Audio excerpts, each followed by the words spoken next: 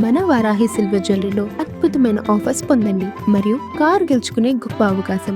జీవన్ రెడ్డి బీఆర్ఎస్లో చేరేందుకు ముహూర్తం ఫిక్స్ అయింది. ఏప్రిల్ 7న జగిత్యాలకు బీఆర్ఎస్ వర్కింగ్ ప్రెసిడెంట్ కేటీఆర్ వెళ్ళబోతున్నారు. అయితే ఇంటికెళ్లి మరీ జీవన్ రెడ్డిని పార్టీలోకి ఆహ్వానించనున్నారు కేటీఆర్. ఈ నెల 13వ తేదీన బీఆర్ఎస్ గూటికి మాజీ మంత్రి జీవన్ రెడ్డి చేరబోతున్నారు. అయితే కేటీఆర్ సమక్షంలో కారెక్కనున్నారు జీవన్ రెడ్డి. ఈ నెల 27న బీఆర్ఎస్ పార్టీ ప్లీనరీ సమావేశం జరగబోతుంది. అయితే జగిత్యాల వేదికగానే బీఆర్ఎస్ ప్లీనరీ నిర్వహించేటువంటి అవకాశం కనబడుతుంది. అయితే ఈసారి ఈ ప్లీనరీ సమావేశం నిర్వహిస్తే మాత్రం ప్రత్యేక ఆకర్షణ కానున్నారు మాజీ మంత్రి జీవన్ రెడ్డి. ఇప్పటికే కేసీఆర్తో జీవన్ రెడ్డి మాట్లాడినట్లు ప్రచారం కూడా జోరుగా సాగుతుంది. ఇటీవలే కాంగ్రెస్ పార్టీకి గుడ్ బై చెప్పారు మాజీ మంత్రి. ఈ నేపథ్యంలో కాంగ్రెస్లో తనకు ప్రాధాన్యత ఇవ్వలేదంటూ కూడా జీవన్ రెడ్డి అసంతృప్తి వ్యక్తం చేసిన పరిస్థితి మనందరికీ తెలిసిందే. ఈ నేపథ్యంలో కాంగ్రెస్ పార్టీ నుంచి రాజీనామా చేసి బీఆర్ఎస్ గూటికి చేరబోతున్నారు మాజీ మంత్రి. ఓవరాల్గా బీఆర్ఎస్ పార్టీ మరి ముఖ్యంగా కారెక్కనున్నారు జీవన్ రెడ్డి. ఈ నేపథ్యంలో మాజీ మంత్రి BRS working president KTR Jeevan రెడ్డిని స్వయంగా ఆహ్వానించేటువంటి అవకాశాలు అయితే చాలా స్పష్టంగా కనబడుతున్నాయి. ఇక ఇదే అంశంపై మరింత సమాచారం మా ప్రతినిధి సత్య లైవ్లో అందిస్తారు. సత్య, చెప్పండి, ఎట్టకేలకు బీఆర్ఎస్లో జీవన్ రెడ్డి చేరికకు సంబంధించి ముహూర్తం ఖరారైనట్లుగా తెలుస్తుంది. సో కేటీఆర్ స్వయంగా ఆహ్వానించేటువంటి పరిస్థితి చాలా స్పష్టంగా కనబడుతున్నాయి. పూర్తి అప్డేట్స్ ఏంటి? ఎస్, డెఫినెట్గా జగిత్యాల మాజీ మంత్రి అలాగే కాంగ్రెస్ సీనియర్ నాయకుడు మరి జీవన్ రెడ్డి కాంగ్రెస్లో శేఖ ముగిసింది. ఆయన రాజీనామా చేసి మరి ఏ పార్టీలోకి వెళ్తారు అనేది మొత్తం కూడా చర్చనీయాంశంగా మారిన పరిస్థితి కనబడుతుంది. దీంతోపాటు పెద్ద ఎత్తున రాజకీయ వర్గాల్లో అయితే బీఆర్ఎస్ పార్టీలో చేరుతారు అనేది చర్చ జరుగుతుంది. సో అది దాదాపు మరి కన్ఫామ్ అయినట్టు తెలుస్తూ ఉంది. ఈ ఏప్రిల్ 7వ తేదీ రోజున సో నేరుగా కేటీఆర్ వెళ్ళి ఆయనను పార్టీలోకి ఆహ్వానించి ఏప్రిల్ 13వ రోజు సో సభ పెట్టి దాంట్లో మరి బీఆర్ఎస్ పార్టీలో చేర్చుకొని దాని తర్వాత ఏదైతే ఈ సిల్వర్ జూబ్లీకి సంబంధించినటువంటి బీఆర్ఎస్ పార్టీకి సంబంధించినటువంటి సిల్వర్ జూబ్లీ ఉందో ఆ సిల్వర్ జూబ్లీకి సంబంధించినటువంటి పెద్ద ఎత్తున ఒక సభ పెట్టి కరీంనగర్ మొత్తం జిల్లా వ్యాప్తంగా కూడా ఒక పెద్ద సభను పెట్టి సో దాంట్లో జీవన్ రెడ్డికి సంబంధించినటువంటి అంశాలు ఏవైతే జీవన్ రెడ్డికి అన్యాయం జరిగిందో ఈ 2.5 సంవత్సరాల్లో కాంగ్రెస్ పార్టీ తెలంగాణను ఎట్లా మోసం చేస్తుందో ఇవన్నీ కూడా మరి అక్కడ సభలో వివరించే అవకాశం ఉన్నట్టు తెలుస్తూ ఉంది. ఇప్పటికే మొత్తం సంప్రదింపులు అన్నీ అవి కూడా అయిపోయినాయి. ఇప్పటికే హరీష్ రావు మాట్లాడారు, అలాగే కేటీఆర్ మాట్లాడారు. నేరుగా కేటీఆర్ ఏప్రిల్ 7వ తేదీన మరి అక్కడికి జీవన్ రెడ్డి ఇంటికి వెళ్ళి మరి పార్టీలోకి ఆహ్వానించి సో పార్టీ విధి విధానాలు కావచ్చు, ఆయనకి ఇచ్చేటువంటి అంటే బీఆర్ఎస్ పార్టీలో ఆయనకి ఇచ్చేటువంటి ఏదైతే కొంత ఆ స్థానం కావచ్చు, మరి ఎమ్మెల్సీ ఇస్తారా, ఇంకా వేరే ఇతరత్ర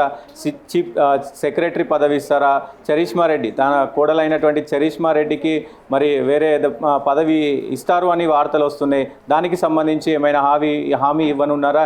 ఇవన్నీ కూడా మరి ఆ 7 తారీఖు రోజున మరి కేటీఆర్ ఒకవేళ ఇంటికి వెళ్తే కనుక ఇవన్నీ కూడా చర్చకు వచ్చే అవకాశం ఉంది. దాంతోపాటు అటు బీజేపీ నుంచి కూడా కొంత మరి ఇది వస్తున్న పరిస్థితి ఉంది. మరి చూడాలి బీజేపీకి వెళ్తారా, ఇటు మరి బీఆర్ఎస్లోకి వెళ్తారా అనేది చూడాలి. దాంతోపాటుగా మరి కవిత పార్టీలోకి కూడా వెళ్తారా అనేది కూడా కొంత రాజకీయ వర్గాల్లో చర్చ జరుగుతుంది. ఆ పార్టీలోకి ఏమైనా వెళ్తారా అనేది కూడా మరి రాజకీయ వర్గాల్లో చర్చ జరుగుతుంది. కాబట్టి ఏదేమైనప్పటికీ కేటీఆర్ నేరుగా వెళ్తే కనుక ఖచ్చితంగా జీవన్ రెడ్డి మరి బీఆర్ఎస్లో చేరే అవకాశం ఉంటుంది. ఇప్పటికే మాజీ ముఖ్యమంత్రి కేసీఆర్తో కూడా మాట్లాడారు, ఆల్మోస్ట్ కన్ఫామ్ అనేటువంటి వాదన బలంగా వినబడుతుంది. ఈ నేపథ్యంలో కేటీఆర్ వెళ్లేలోపు చర్చలు జరగలేదంటారు ఇప్పటి వరకు బీఆర్ఎస్ నుంచి? డెఫినెట్గా ఆయన చెప్పిన పరిస్థితి ఉంది. ఎవరు కూడా ఇంతవరకు అంటే అఫీషియల్గా నాతో ఎవరు కూడా మరి మాట్లాడలేదు. సీనియర్ నాయకుడు కేసీఆర్ అంటే నాకు మిత్రుడే, సో కానీ నేను ఇంకా మాట్లాడలేదు అనేది అయితే ఆయన చెప్పిండు. కానీ కేటీఆర్ అలాగే హరీష్ రావు ఇద్దరు ఇంటర్నల్గా మాట్లాడినట్టు మనకి కొంత ఉన్నటువంటి సమాచారం మేరకు కూడా మరి తెలుస్తుంది. సో ఆయన మరి ఏ పార్టీలో చేరుతారనేది ప్రస్తుతం రాజకీయ వర్గాల్లో మొత్తం కూడా చర్చ జరుగుతుంది. దాంతోపాటు ఎవరి వ్యూహాలు వాళ్ళు అల్లుతూ ఉన్నారు. ఎందుకంటే కరీంనగర్ మొత్తం అంటే ఉమ్మడి కరీంనగర్ జిల్లా వ్యాప్తంగా కూడా ఆయనకు ఒక మంచి పేరు ఉంది. కాబట్టి నిబద్ధత గల పార్టీ కోసం కష్టపడే నిబద్ధత గల ఒక కార్యకర్తగా పనిచేస్తారు. కాబట్టి సో ఆయనను తీసుకోవడానికి అన్ని పార్టీలు కూడా మొగ్గు చూపుతున్నాయి.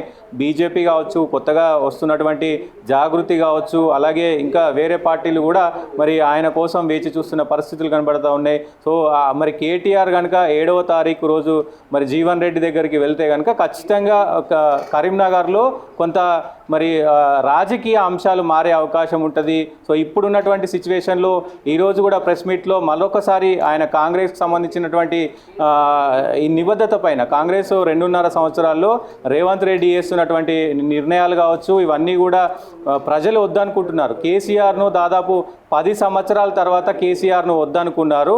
సో ఇప్పుడు ఈ 2 సంవత్సరాలలోనే మరి రేవంత్ రెడ్డిని కాంగ్రెస్ పార్టీని వద్దు అనుకుంటున్నారు అంటూ కూడా ఆయన మాట్లాడిన పరిస్థితి అయితే కనబడతా ఉంది. చూడాలి ఈ పరిణామాలన్నీ కూడా. కొంతవరకు జగిత్యాలలో ప్లీనరీ నిర్వహించేటువంటి అవకాశం ఉంది అంటున్నారు. ఒకవేళ జీవన్ రెడ్డి బీఆర్ఎస్ పార్టీలో చేరడం కన్ఫర్మ్ కాకుండానే సో వేదికను డిసైడ్ చేశారనుకోవాలా?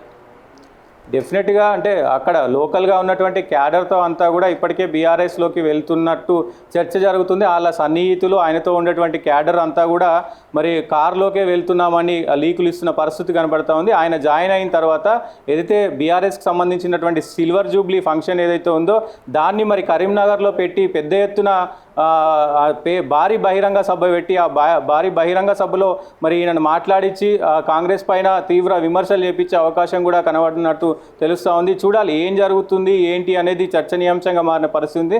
ఒకవేళ బీఆర్ఎస్లో నిజంగా చేరితే కనుక కొంత పొలిటికల్గా కాంగ్రెస్ పార్టీకి అటు బీజేపీ పార్టీకి కొంత ఇబ్బంది కలిగే అవకాశాలు అయితే ఖచ్చితంగా కనబడే అవకాశాలు కనబడుతున్నాయి. అంటే కొంతవరకు బీఆర్ఎస్ పార్టీలోనే చేరేటువంటి అవకాశం ఒకవేళ కనబడితే నిజంగా బీఆర్ఎస్ పార్టీలోనే చేరితే ధృవీకరిస్తే మాత్రం సో అత్యంత కీలకమైనటువంటి సీనియర్ కాంగ్రెస్ పార్టీ నేత సో రాజీనామా చేసి బయటకు వచ్చారు. సో ఒక రకంగా చెప్పుకోవాలంటే కేసీఆర్కు కొంతవరకు కూడా సో మంచి పరిచయాలు ఉన్నటువంటి వ్యక్తి, అంటే పార్టీలో ఎలాంటి సముచిత స్థానం ఇచ్చేటువంటి అవకాశం ఉండొచ్చు. డెఫినెట్గా ఇప్పటికే ఆయన పార్టీకి సంబంధించి కొంత ఆయనకు సంబంధించినటువంటి వ్యవహారాల్లో ఆయన కొంత హామీ ఇచ్చే అవకాశం ఉంది. పార్టీ సెక్రటరీగా మరి పదవి ఇస్తారు లేదంటే ఎమ్మెల్సీ ఇస్తారు అనేది తెలుస్తుంది. దాంతోపాటుగా తన కోడలికి వచ్చే ఎలక్షన్స్లో ఏదైతే 2029 ఎలక్షన్స్లో ఈ మహిళా కోటా కింద కూడా అంటే డీలిమిటేషన్ అయితే కనుక ఇప్పుడు మహిళా కోటా కింద 33% భాగంగా మరి అక్కడ విభజన జరిగే అవకాశం ఉంటుంది. కాబట్టి చరిష్మా రెడ్డికి తన రాజకీయ వారసత్వంగా భాగంగా చరిష్మా రెడ్డికి ఎమ్మెల్యే టికెట్, ఆయనకి సెక్రటరీ పదవి ఒకవేళ ఇస్తే కనుక మరి మంచి స్థానం ఇచ్చినట్లే అవుతుంది. కాబట్టి ఈ మేరకే ఆయన బీఆర్ఎస్లోకి వెళ్తున్నారు అనేది కూడా చర్చ జరుగుతున్న పరిస్థితులు కనబడతా ఉన్నాయి. చూడాలి మరి బీఆర్ఎస్కి సంబంధించి ఎట్లా ఆయనను తీసుకొని ఉన్నారు, మరి ఏం పదవి కానీ ఏది హామీ ఇచ్చి పార్టీలోకి తీసుకొని ఉన్నారు అనేది కూడా చూడాల్సిన అవసరం ఉంటుంది. Right Satyam, thank you. మొత్తం మీద మాత్రం మాజీ మంత్రి జీవన్ రెడ్డి బీఆర్ఎస్ పార్టీలో చేరేందుకు ముహూర్తం ఖరారైంది. అయితే ఏప్రిల్ 7వ తేదీన జగిత్యాలకు బీఆర్ఎస్ వర్కింగ్ ప్రెసిడెంట్ కేటీఆర్ వెళ్ళబోతున్నారు. సో ఇంటికెళ్ళి మరీ జీవన్ రెడ్డిని పార్టీలోకి సాదరంగా ఆహ్వానించనున్నారు మాజీ మంత్రి. అయితే ఈ నెల 13వ తేదీన బీఆర్ఎస్ గూటికి జీవన్ రెడ్డి చేరుతారనేటువంటి ప్రచారం కూడా జోరుగా సాగుతుంది. మరి ముఖ్యంగా కేటీఆర్ సమక్షంలో కారెక్కనున్నారు జీవన్ రెడ్డి. ఈ నెల 27న బీఆర్ఎస్ పార్టీ ప్లీనరీ సమావేశం నిర్వహించనున్నారు. జగిత్యాల వేదికగానే బీఆర్ఎస్ ప్లీనరీ నిర్వహించేటువంటి అవకాశాలు అయితే చాలా స్పష్టంగా కనబడుతున్నాయి. ఒకవేళ ప్లీనరీ నిర్వహిస్తే ప్రత్యేకమైనటువంటి ఆకర్షణ కానున్నారు మాజీ మంత్రి జీవన్ రెడ్డి. ఇప్పటికే కేసీఆర్తో జీవన్ రెడ్డి మాట్లాడినట్లు ప్రచారంగా కూడా సాగుతున్నటువంటి నేపథ్యంలో సో కాంగ్రెస్ పార్టీకి గుడ్ బై చెప్పిన తర్వాత కాంగ్రెస్లో తనకు ప్రాధాన్యత ఇవ్వలేదని జీవన్ రెడ్డి అసంతృప్తి వ్యక్తం చేసిన తర్వాత ఆయన ఏ పార్టీలో చేరుతారు అనేటువంటి ఊహాగానాలు చాలా వరకు వ్యక్తమైనటువంటి పరిస్థితి. సో ప్రధానంగా ప్రతిపక్ష బీఆర్ఎస్తో పాటుగా బీజేపీ లేదా సో కవిత పార్టీలోకి వెళ్తారంటూ కూడా ప్రచారం జోరుగా సాగింది. కానీ బీఆర్ఎస్లో దాదాపు జీవన్ రెడ్డి చేరిక దాదాపు ఖాయంగానే కనిపించేటువంటి అవకాశాలు ఉన్నట్లుగా మాత్రం సన్నిహితులు చెప్తున్నటువంటి మాట. కానీ జీవన్ రెడ్డి దీనికి సంబంధించి ధృవీకరించాల్సినటువంటి పరిస్థితి ఉంది. సో మాజీ మంత్రి కేటీఆర్ఏ స్వయంగా జీవన్ రెడ్డి నివాసానికి వెళ్ళి ఆహ్వానిస్తే తప్ప సో పూర్తి స్థాయిలో సో బీఆర్ఎస్ కారెక్కేటువంటి అవకాశాలు అయితే చాలా స్పష్టంగా కనబడుతున్నాయి. కానీ జీవన్ రెడ్డి ఒకవేళ బీఆర్ఎస్లో చేరితే మాత్రం జగిత్యాల రాజకీయ రూపురేఖలు మారేటువంటి అవకాశాలు అయితే చాలా స్పష్టంగా కనబడుతున్నాయి. చూడాలి మొత్తం మీద జీవన్ రెడ్డి దీనిపైన ఏ పార్టీలోకి వెళ్తారు, సో ఏ పార్టీలో జీవన్ రెడ్డికి సరైనటువంటి ప్రాధాన్యత దక్కుతుంది, కాంగ్రెస్లో తనకు దక్కినటువంటి ప్రాధాన్యత ఇతర పార్టీలో ఎంతవరకు వచ్చేటువంటి అవకాశం ఉందో మనం కూడా వేచి చూడాలి.